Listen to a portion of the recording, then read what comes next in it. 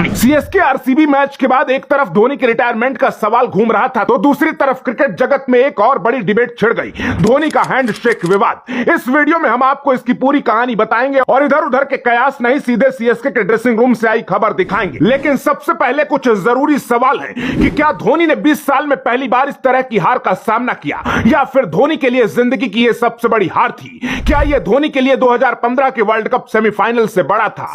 क्या यह धोनी के लिए 2019 के वर्ल्ड कप रनआउट से बड़ा मोमेंट था? सब जानते हैं कि टीम इंडिया की जर्सी में खेलना आईपीएल ट्रॉफी जीतने से भी बड़ा है। ऐसे में जब धोनी ने इतनी बड़ी हार का सामना किया तब भी इन मौकों पर कभी बिना विरोधी टीम से हाथ मिलाए नहीं लौटे, कभी समय से पहले मैदान नहीं छोड़ा। तो क्या एक आईपीएल मैच में माही कोई ऐसी हरकत कर सकते हैं जो जिंदगी भर उनके दामन पर दाग लगा दे? इसके बावजूद एक तस्वीर देखकर लोगों ने धोनी को जज करना शुरू कर दिया। किसी ने जेंटलमैन्स गेम के लिए काला दिन बताया तो किसी ने खेल भावना से खिलवाड़। लोग वीडियो दिखा दिखाकर सफाई देते रहे लेकिन किसी ने सच जानने की जहमत नहीं उठाई और जिसने धोनी को सपोर्ट किया उसे भी लपेट दिया गया। इसी कड़ी में इंग्लैंड के पूर्व कप्तान माइकल वॉन और कमेंटेटर हर्षा भोगले भी ट्रोलर्स के निशाने पर आ गए, क्योंकि माइकल वॉन और हर्षा भोगले ने खुलकर धोनी का साथ दिया और आरसीबी पर ही सवाल खड़े किए। वॉन और भोगले ने कहा कि जब आप जानते हैं कि सामने धोनी जैसा एक दिग्गज प्लेयर क्रिकेट ग्राउंड पर अपने आखिरी पड़ाव पर है, हो सकता है कि वो फिर कभी मैदान पर एक खिलाड़ी के रूप में दिखाई न दे। ऐसे में भले ही आपने ट्रॉफी क्यों न जीती होती, सबसे पहले आपको उनके पास जाना था। ऐसा नहीं है कि धोनी मैदान पर आए ही नहीं, वो आए थे और वापस चले गए, लेकिन आप अपनी चीजों में इतना व्यस्त थे कि आपने ध्यान ही नहीं दिया।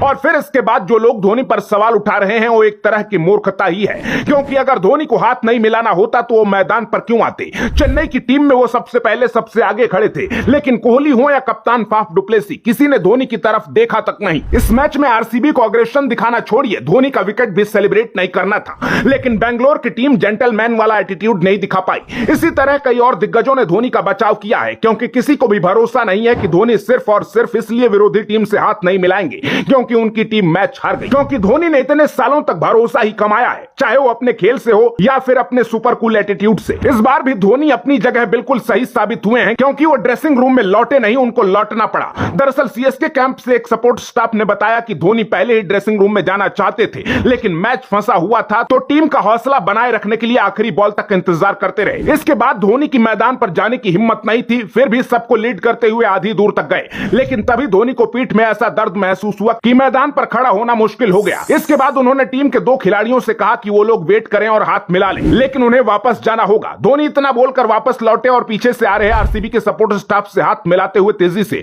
ड्रेसिंग रूम की ओर चले गए। ये सारी चीजें तस्वीरों में साफ दिख रही हैं। इसके बावजूद धोनी को ट्रोल किया गया। सीएसके के हेड कोच स्टीफन फ्लेमिंग ने खुद बताया कि धोनी पूरे सीजन दर्द में रहे हैं, इसलिए वो जब भी बैटिंग करने आते थे तो पारी खत्म होते ही तेजी से भागकर मैदान से बाहर चले जाते थे। वो सिर्फ और सिर्फ फैंस के सपोर्ट और अपने कमिटमेंट की वजह से खेल रहे थे, क्योंकि धोनी ना तो कभी किसी से सहानुभूति के लिए दिखावा करते हैं और ना कोई पीआर स्टंट। इतना सब होने के बाद भी धोनी पर सवाल उठाना किसी भी रूप से सही नहीं हो सकता। ऐसे में इस पूरे हैंडशेक विवाद पर आप क्या कहेंगे? कमेंट बॉक्स में जरूर बताइएगा और माही के लिए इस वीडियो को शेयर करना बिल्कुल ना भूलिएगा। अपना ख्याल रखिए, आते रहिए। जय हिंद।